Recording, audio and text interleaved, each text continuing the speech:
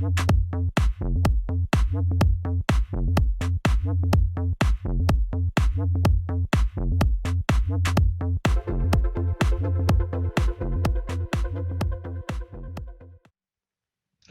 second study is about consumer acceptance and resistance factors toward smart retail stores.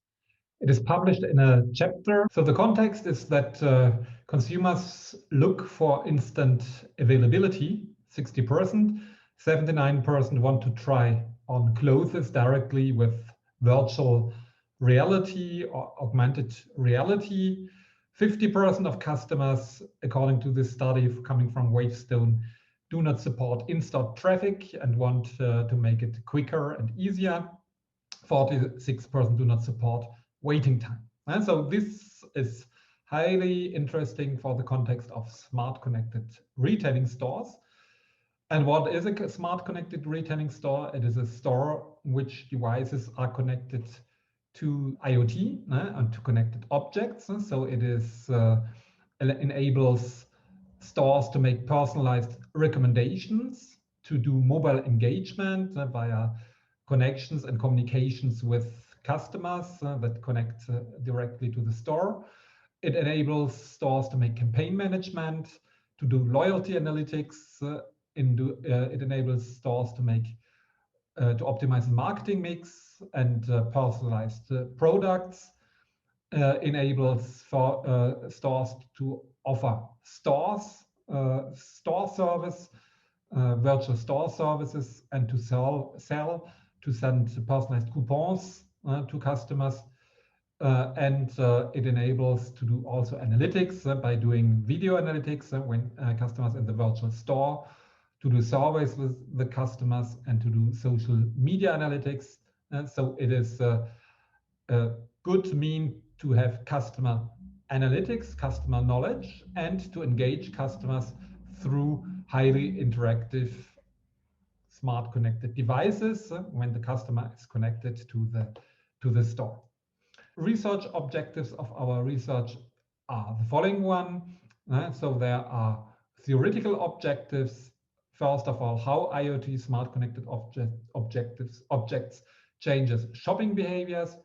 We want to investigate the antecedents of intention to visit and to buy in smart connected retailing stores, namely how privacy concerns impact intention to visit smart connected retailing stores, how social influence impacts intention to visit smart connected retailing stores, how consumer well-being impacts intention to visit smart connected retailing stores, and how consumer innovativeness impacts intention to visit smart connected retailing stores.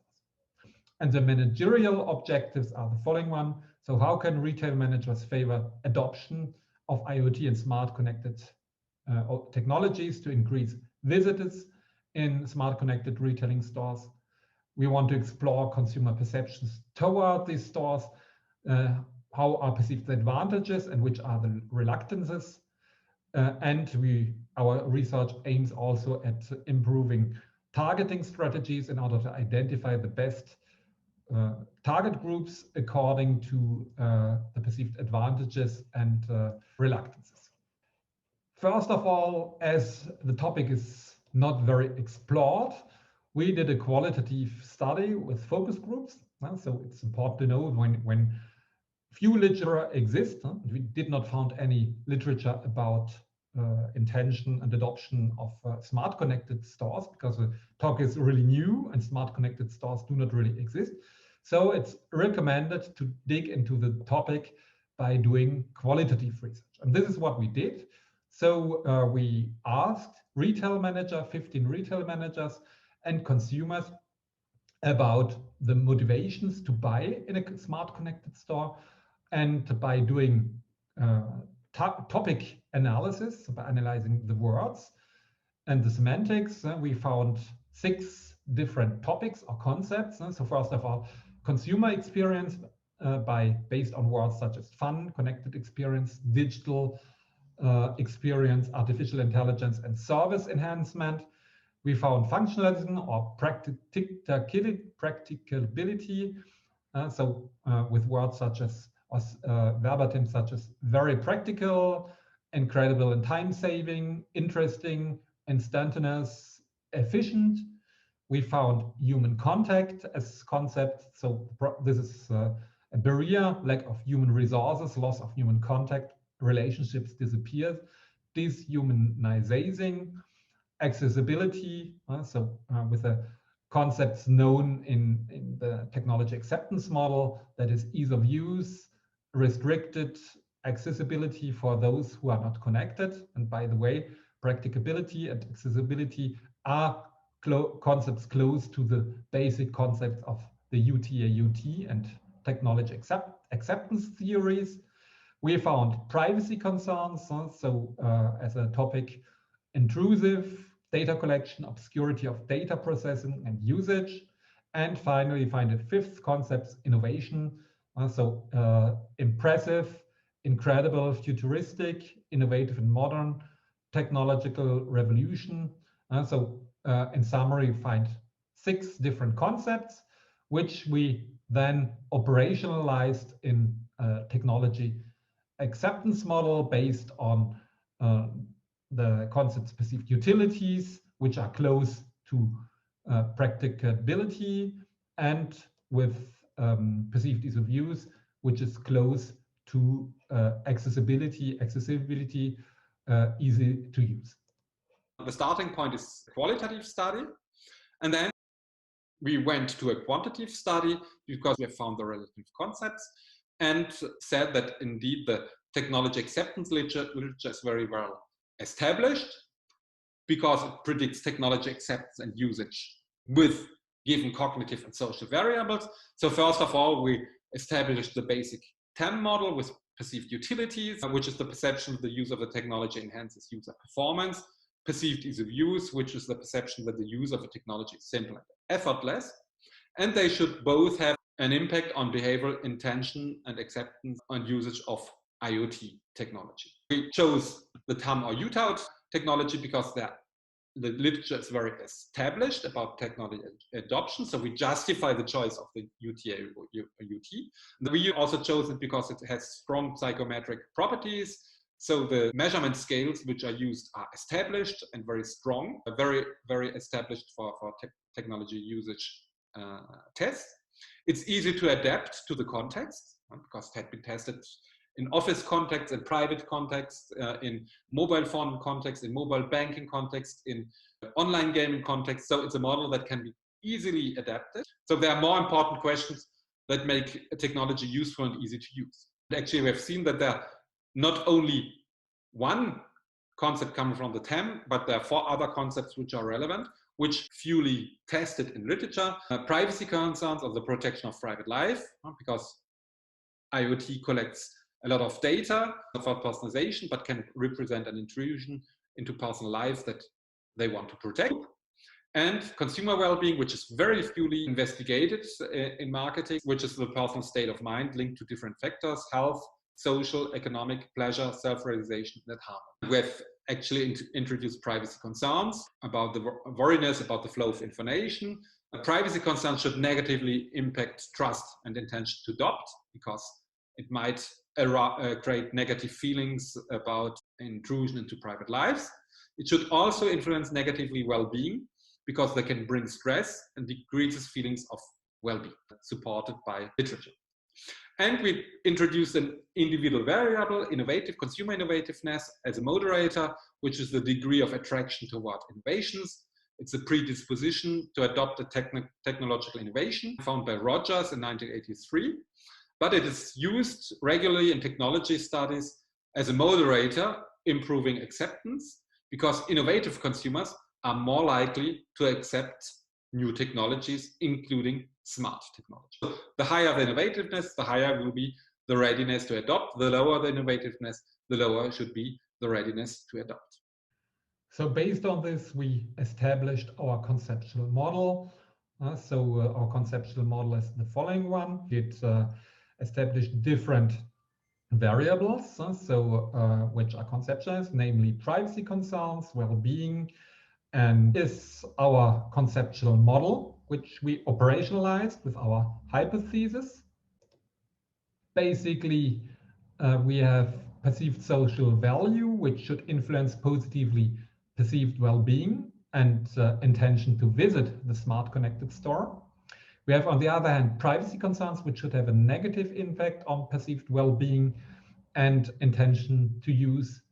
These links should be moderated by innovativeness of consumers. And so the negative link of privacy concerns should be weakened by consumer innovativeness on the link of intention to visit, and the perceived well-being, the positive link of perceived well-being on intention to visit should be moderated positively, that is increased by consumer innovativeness. And finally, we have a intention to visit, a positive impact of intention to visit on intention to buy, again increased by the moderating impact of consumer innovativeness. Concerning our methodology, so we showed video presenting a smart connected retailing store, as smart connected retailing stores do not exist at the moment. And we used the questionnaire with existing scales, which are adapted to the context, and that is the scales coming from Davis, from the TAM model, to measure intention to visit, intention to buy from Chow, 1996, privacy concerns from Hong and Tong, social image from Sweeney and Suter, perceived well-being from Munzel, Meyer-Warden and Galland, 2018, and innovativeness coming from Steenkamp and Giemens, 2003. So the scales are valid in terms of reliability, convergent validity, and discriminant validity. And we surveyed a sample in 2017-18 with n equal 409, so 409 persons were surveyed, from which 63 were women and 37 men. 32% were less than 20 years old. 57% were between 22 and 29 years old, and so it's a rather young sample. We used structural equation modeling, Amos SPS with Amos SPSS, and process to calculate the moderating effects. And so you can see here that perceived social image has a highly positive impact on perceived well-being. It's highly significant at the 001 level. It has a high positive and significant impact on intention to visit. We can see here that privacy concerns, in contrast to our hypothesis, does not impact negatively well-being because it's not significant. We can see furthermore that privacy concerns, in line with our hypothesis, has a highly negative impact on intention to visit, which means that the more customers are concerned about data collection and users, the less they intend to visit the smart connected store. And we can again see that social image enhances intention to visit. And we can see subsequently that perceived well-being has a highly significant high impact on intention to visit. So the higher the well-being, the higher the well-being granted by the store, the higher will be its intention to visit. And finally, intention to visit has a highly significant impact on intention to buy in the store. And we can also see that innovativeness moderates the different links. So it decreases privacy concerns, so the negative impact on intention to visit coming from privacy concerns. It increases the impact of intention to visit on intention to buy. And it is not significant on the increasing link between perceived social image and intention to visit, but it has a highly positive impact on the link between perceived well-being and intention to visit, thus increasing even the positive impact of perceived well-being on the intention to visit the smart connected store. So to discuss our results, so what are the main findings and main contributions? Privacy concerns do not influence negatively well-being. So that's an important issue. And in contrast to what we expected, there's no increase of stress if the benefits of personalization are higher than the loss of privacy, which is in line with Xu and colleagues, 2011, in line with the privacy calculus theory, which means that if personalization benefits are higher than the loss of privacy cost, then personalization, and then data disclosure are perceived positively. On the other hand, privacy concerns negatively influence intention to visit smart retailing stores. This is in line with literature, namely Hoffman and colleagues.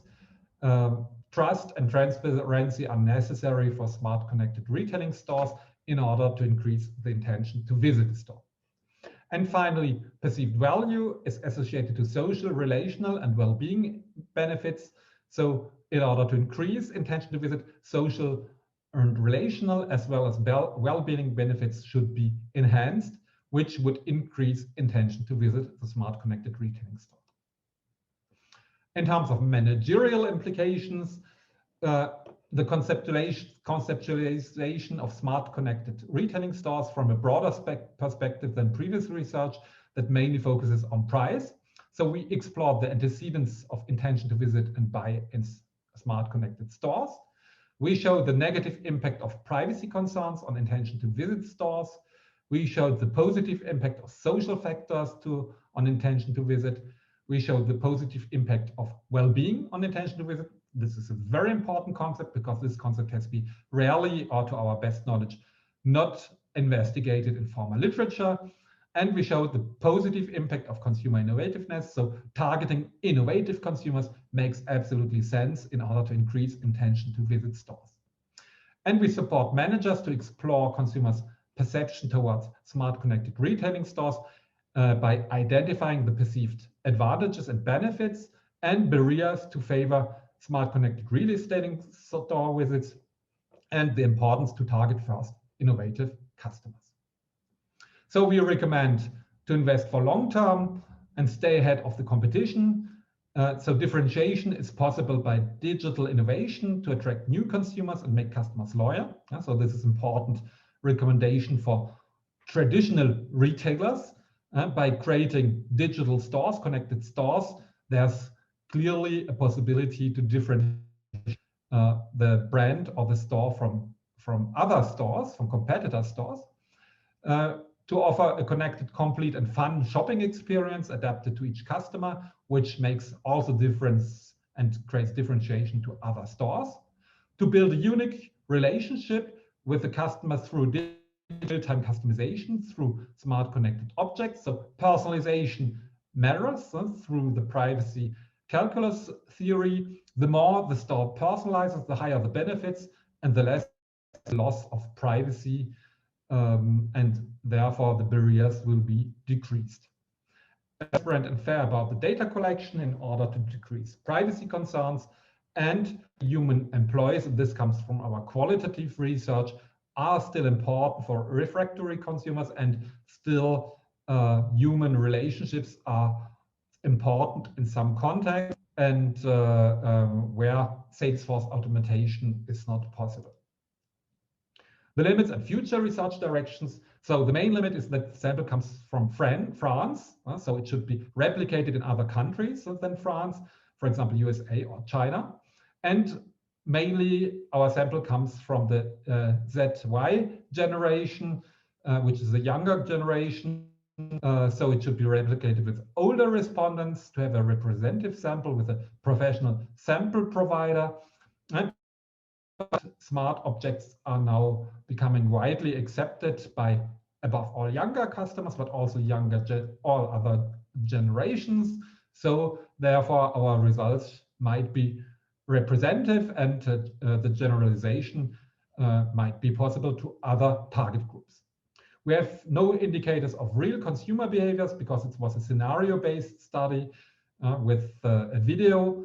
So it would be interesting to collaborate with retailers and to have a real smart connected store to get real-time data and to analyze real-time behavior data, because we know that declarative data is not really representing the reality. It would be better to see really if customers buy and how they buy in smart connected stores.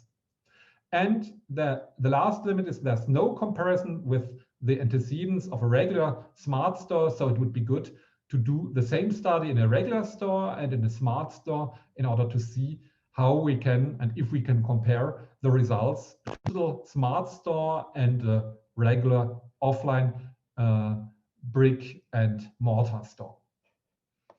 So these are the findings about the smart connected store.